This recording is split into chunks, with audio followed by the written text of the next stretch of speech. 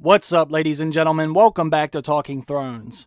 Unfortunately, Season 7 has now ended and we are going to have another long wait until Season 8 begins. I know some of you have been asking me what I'm going to do with my channel during the off-season, so for those of you that do not know, I will continue making videos all year. Even though the season is over, I will still release several videos each week, so I'm hoping all of you new subscribers will stick around during this long night as we head into the off-season. In this video, I want to go over a few things that are still unresolved as of right now that we should see take place in Season 8. This isn't necessarily a prediction video, this is more like a preview video.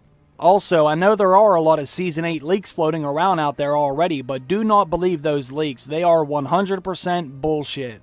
There were a few different things that happened in the Season 7 finale that can change the landscape in the last season. The final season will only have 6 episodes, but one of HBO's executives said they want to make each episode in Season 8 feature film length, somewhere around 90 minutes per episode. So even though there is only 6 episodes left, the episodes will be long enough to give us a full season worth of content, and considering how fast things are moving, I think we can expect just about anything to happen in Season 8. So first I want to talk about the relationship between Jon Snow and Daenerys Targaryen.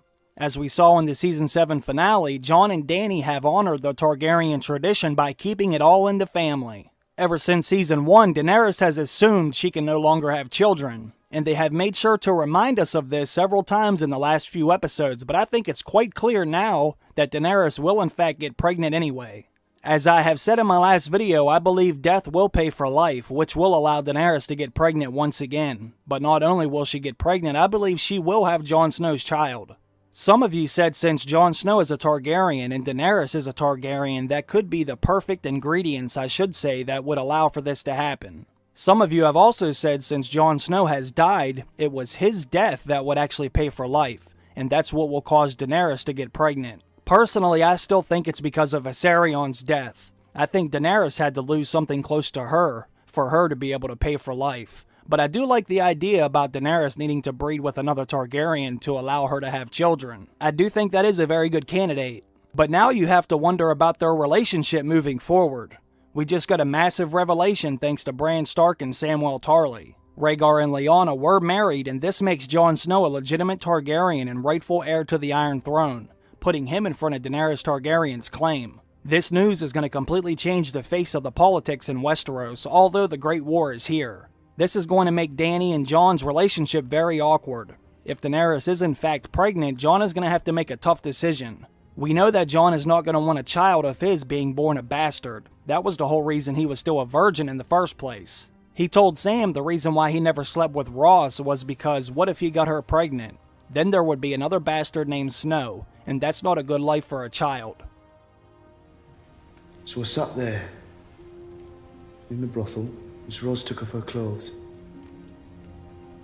But I couldn't do it. Because all I could think was, what if I got her pregnant? If she had a child, another bastard named Snow.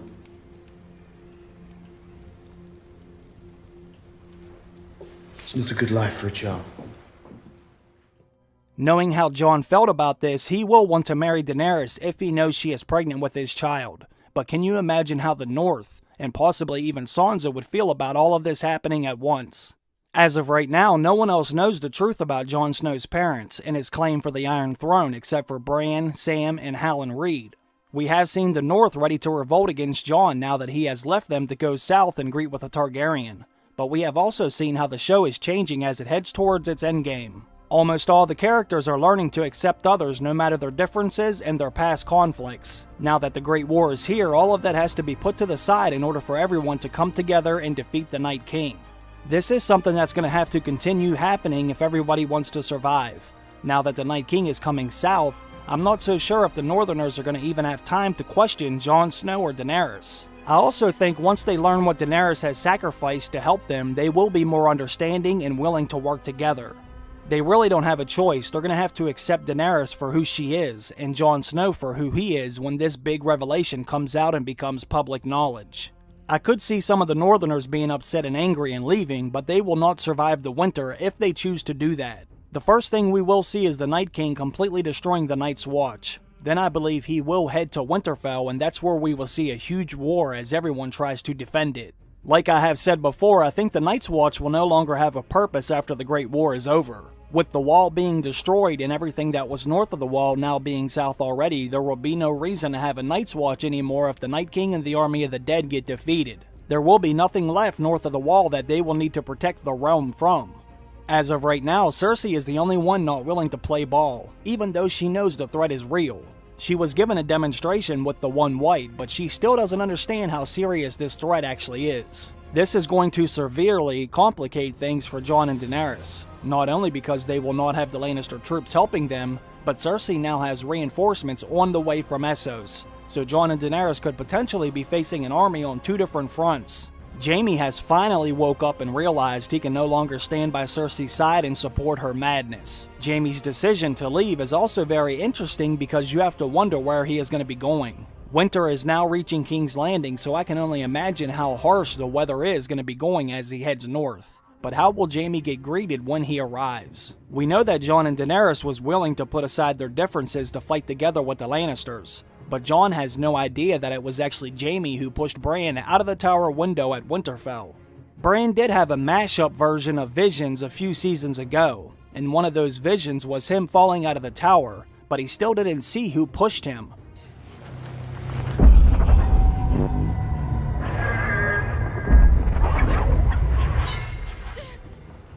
The only two people alive right now that know this for a fact is Theon and Brienne.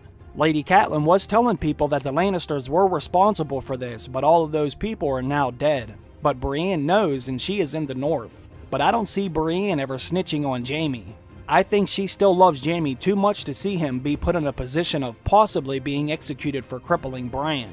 So I want to ask all of you this. Everybody that is watching and listening to this right now, leave a comment down below and let me know what you think will happen with Jaime when and if he makes it to Winterfell. What will happen if Bran Stark reveals the truth about Jaime pushing him out of the window? Let me know what you think about that down below. Another interesting thing to note about Jaime heading north is now we are going to have all the Valyrian steel in one general place. And this was something I had talked about before too. This isn't a coincidence. Now that the Great War is here, we're going to need all the Valyrian steel in this war being put to use. All of the Valyrian steel swords in this show are now right where they belong. Jaime also knows those swords were made from Ned Stark's sword Ice, so I'm hoping after the fighting has ended, he could do the right thing and leave that sword with the Starks. That's assuming he's still alive after the war. But I'm not so sure Jaime's going to survive this war. He's not really capable of defending himself anymore. The only reason why he has survived this long is out of pure luck in his Valyrian steel plot armor. This also puts Jaime in position of fulfilling a prediction I made several months ago. Now that Jaime is going north, he could end up sacrificing himself for one of the Starks in order to complete his own redemption arc. If Jaime has to die, that would be a great way for him to go, by putting himself on the line for someone else, someone that he had wronged in the past, but we will see. The stage is also being set for another redemption arc to be completed in Season 8. And this is another prediction I have made ever since spoiler photos came out showing Yara Greyjoy being a prisoner of Euron Greyjoy.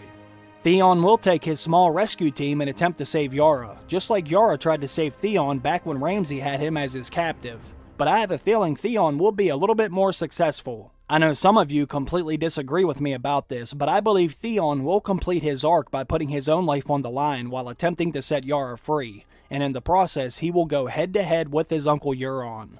Theon may die trying, and I can easily see that happening, but if he does, he will die doing something heroic for his sister, who he abandoned back in episode 2. There is only one season left, which means every single character's arc will come to a close. Whether you believe it or not, this is Theon's arc, just like I believe Jaime's arc will be for one of the Starks.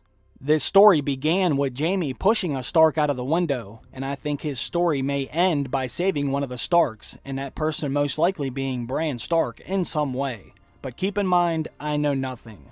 It's going to be interesting to see what all they are able to fit into this story during Season 8 with only 6 episodes left. I truly am hoping they do make each episode around 90 plus minutes like they said they wanted to do. There is still a lot of story left to be told, and even with all of its flaws, I am still very excited to see how things turn out in the end. So comment down below and let me know what are some of your initial predictions after seeing the Season 7 finale. What are some of the things that you can see happening when the final season begins? I'm curious to hear all of your thoughts. I am going to begin on my Season 7 finale breakdown video now, and I should have that ready to upload sometime tomorrow, so I hope to see all of you back for that one. And like I said earlier in this video, even though the season is over, I will continue to make videos all year, so don't go anywhere just yet. I want to thank you all for watching tonight's video. I really do hope you enjoyed it, and I also want to thank my Patreon supporters. Your generosity never goes unnoticed. I hope you all have a great night. Bye.